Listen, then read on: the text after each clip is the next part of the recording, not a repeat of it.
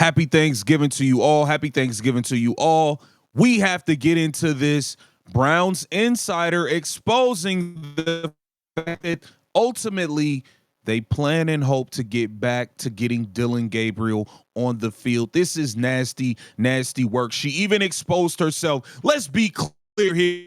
This brother has exposed herself a long time ago for being on the anybody but Shedeur train. I'm willing to see anybody play quarterback, and I'm willing to watch anybody fail at quarterback as long as Shedeur is not in the game. Mary Kay Cabot, it is nasty, nasty work. We got to get into this. Welcome to Keep the Vision. Make sure you like, comment, subscribe, share the channel, hit that bell notification, hype the video as always. Can you believe this? Can you believe this here? Mary Kay Cabot appeared to throw some cold water on the Shedeur Sanders hype this week.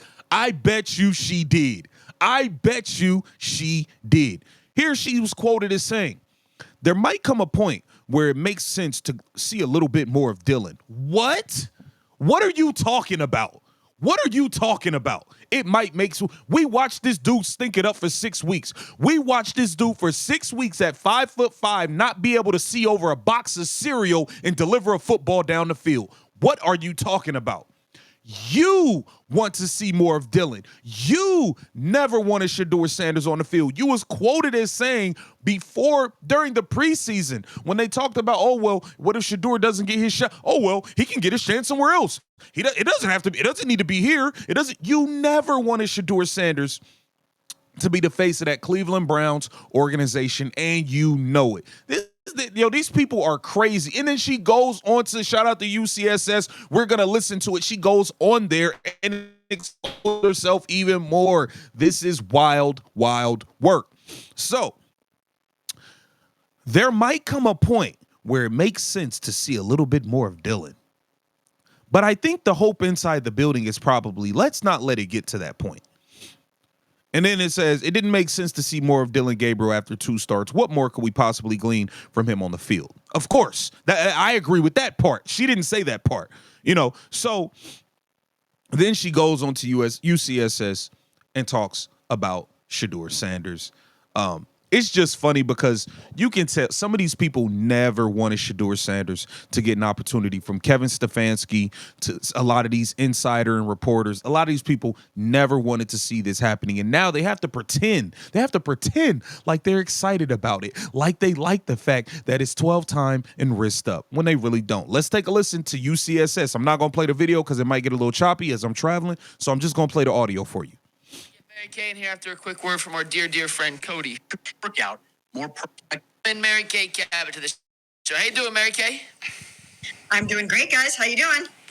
We're good, Mary Kay. Yesterday, Kevin Stefanski. It was funny because you were first up to ask a question, and I sensed you were a little surprised that Kevin gave you the answer without having to ask the question about who's going to start. Yeah, I was really ready with my question there, and so I had to pivot because I wasn't sure that. Now, sometimes he'll do that on a Wednesday, but on a Monday, I didn't think he would come right out and announce him as the starter. So, I guess I should have been ready for that, but that was okay. And obviously, it's the right decision. It was the no-brainer. There's no way that you could not start him in this game.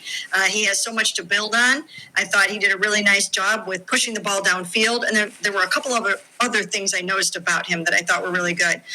Number one, I thought he stood in there against the rush. He did a really nice job of not only evading the rush, but when it was coming at him and he was about to get drilled, he didn't care. He was going to get that ball off and worry about the hit later. And I think that shows something for a rookie quarterback. And then just his poise in terms of just the whole operation, I thought was really good. It's funny. You saw all these great things. Why are you talking about at some point we might need to see a little bit more of Dillon? Why? You're not like, it's disingenuous what you're doing, man. Now, it's not always going to be as easy as it is going to be against a 2-9 football team.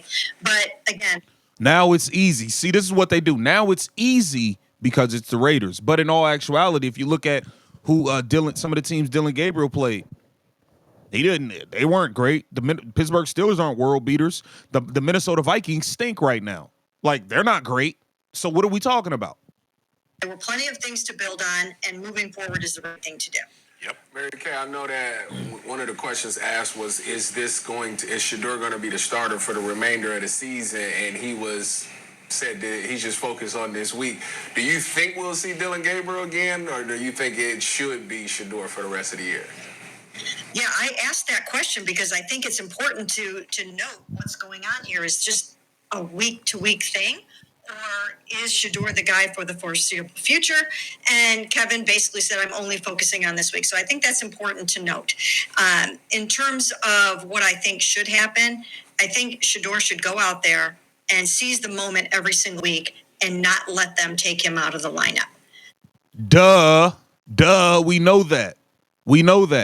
But this just shows that Shedeur, no other quarterback, is required to play good or great every single week, especially a rookie. So basically, the second Shedeur trips and falls, the second he has a bad game, you guys plan to bring Dillon back in. As simple as that.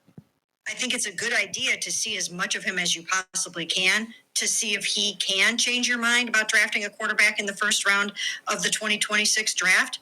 But he's got to go out and do it week after week and prove that he's the guy and that they don't need to see more of Dillon Gabriel. So I think that's his charge for right now. What do you think about the energy? Standing here, it seemed more palpable. It seemed like, you can see the energy when you're in the locker room and you're talking to the guys.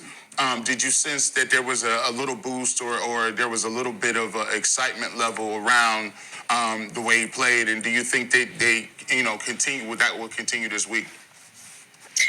Well, I do think that the energy will continue in part because they've got 4 out of their next 5 games at home. And the energy at Huntington Bank Field is so good. It's been that great in large part because of how dominant this defense is.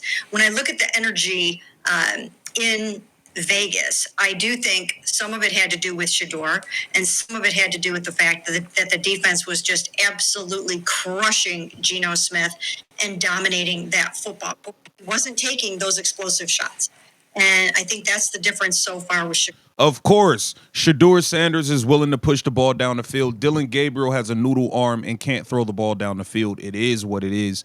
You guys, and more specifically, Kevin Stefanski, hyped Dillon Gabriel up to be something that he never, ever was. And that is a shame in itself. Dillon Gabriel is nothing more than a backup quarterback, and that is okay. There's a lot of money. There's longevity in this league for a guy that can just be a stable backup. And you guys tried to force him to be more because of your dislike for Shedeur Sanders. Get down in the comments. Let me know what you think about this. This is Keep the Vision. Make sure you like, comment, subscribe, and share the channel.